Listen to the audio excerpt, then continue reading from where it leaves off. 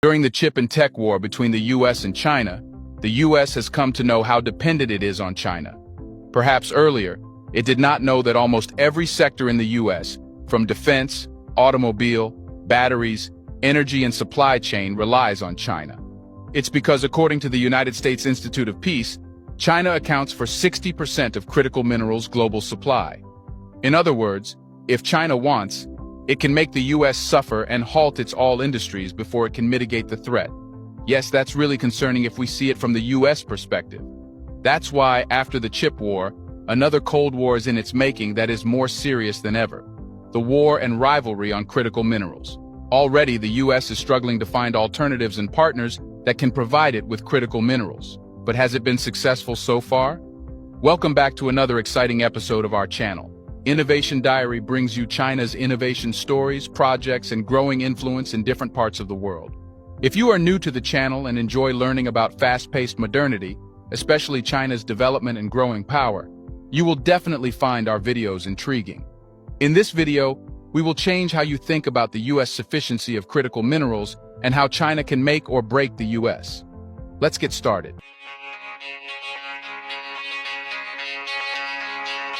First, we have to know how China dominated the critical minerals sector. In the context of raw materials for the electric vehicle industry, China is unquestionably the dominant force. Most of the metals used in EV batteries, whether obtained through mining or processing, likely originate from China. The country has established itself as the leader in battery metal processing, thanks to its advanced refining technology. According to the International Energy Agency, China accounted for approximately 60% of the world's lithium chemical supply in 2022. Not only that, but it produced 3/4 of all lithium-ion batteries. China also exercises significant control over the global supply of cobalt through its mining operations in the Democratic Republic of the Congo. Experts also project that China's share of cobalt production will increase to half of global output over the next 2 years, up from the current 44%. The IEA estimates that China's share of refining is around 50–70% for lithium and cobalt, 35% for nickel, and an overwhelming 95% for manganese, despite its direct involvement in only a small portion of mine production.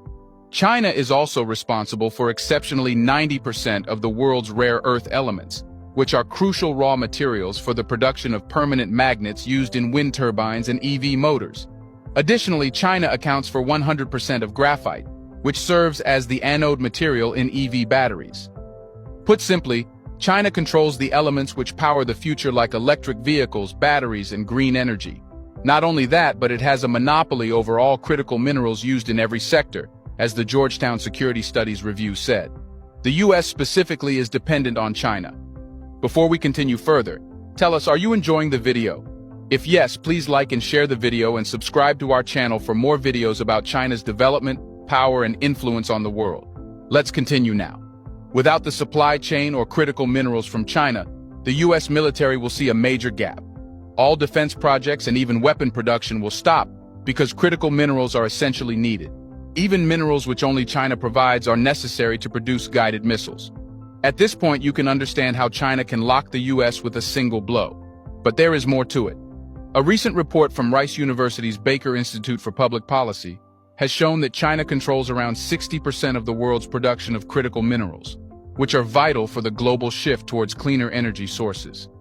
This poses a significant security risk for the United States because China has the ability to exploit its dominant position in the market, potentially preventing America from accessing these essential minerals. In a fact sheet released in February 2022, the White House acknowledged the growing reliance of the US on foreign sources for processed minerals. China has a stronghold on the market for processing and refining minerals like cobalt, lithium, rare earths, and others that are considered critical. Executives in the US critical minerals sector are well aware of the challenges posed by China's dominance. While China has been proactive in securing valuable assets worldwide and developing expertise in lithium-ion technology, the rest of the world has been slow to respond. Recent measures like the Inflation Reduction Act have raised awareness of the urgency of the situation. Nevertheless, there is still much work to be done for the US to fully capitalize on the benefits of this new legislation and achieve its goal of net zero emissions by the target date. Until now, It appears that this has been ineffective, and the U.S. has failed to diversify its critical minerals importers.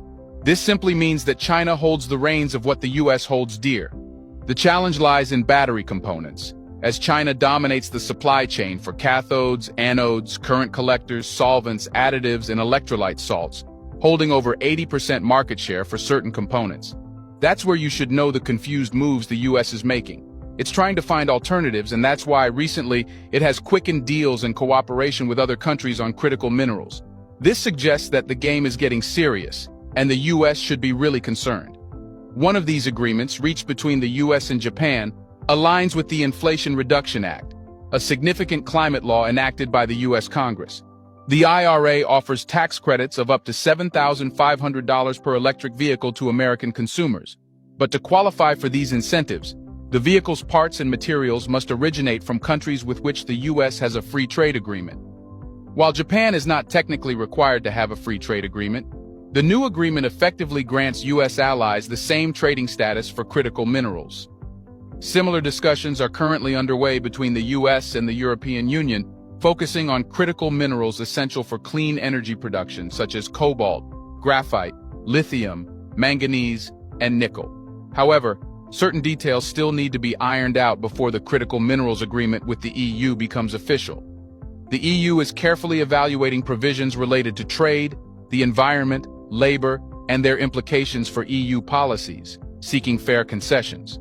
Indonesia, with its abundant reserves of nickel, is also eager to capitalize on the incentives provided by the IRA. The country is exploring the possibility of a limited free trade agreement to export minerals to the U.S., particularly for companies involved in the electric vehicle battery supply chain. Furthermore, the U.S. and the U.K. have initiated enhanced cooperation in clean energy, critical minerals, and artificial intelligence through the Atlantic Declaration Agreement. This proposal aims to extend tax benefits under the IRA to minerals mined or processed in the UK for the electric vehicle industry. President Biden has expressed his intention to designate the UK as a domestic source under the U.S. Defense Production Act, which would provide British suppliers with better profit margins and bolster their position in the global market. The U.S. and its allies are concerned about China's potential dominance in semiconductor and critical mineral supply chains. To counterbalance this, they are taking proactive steps to disrupt China's control and secure their own supplies. To address this issue, the U.S. has formed alliances in the Indo-Pacific region through initiatives like the Quadrilateral Security Dialogue and the Minerals Security Partnership. These efforts are part of the broader Indo-Pacific Economic Framework for Prosperity championed by the White House, which prioritizes ensuring access to critical minerals. The Biden administration is fully committed to strengthening critical mineral supply chains through strategic partnerships and multilateral endeavors. But all these moves bring no sustainable results. You see, by offering tax reliefs, the U.S. is trying to attract companies that are making products which use critical minerals. In other words, the U.S. won't get minerals, but rather the products only. This will leave it under China's dependency. Already, China has things under control.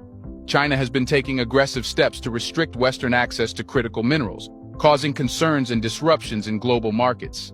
They have implemented strict export limitations, including taxes and quantity restrictions, which have significantly increased over the past decade. It's because China does not want to offer minerals at cheaper prices only because it has them in excess.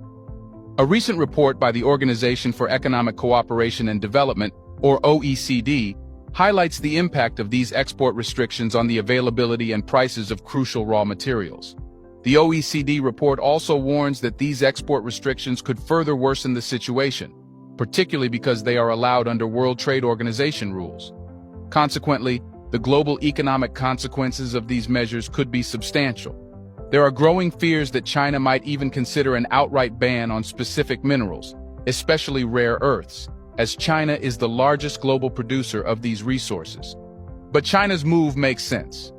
If critical minerals are precious and required to produce literally every product, why should it export them? Why should it not use them to produce its own products? It should be noted that China possesses the majority of the world's rare earth deposits, with approximately 44 million tons out of an estimated 120 million tons. They dominate the mining, processing, and manufacturing of high-strength rare earth permanent magnets, accounting for 60%, 85%, and 90% of these respective sectors. The situation has become more precarious due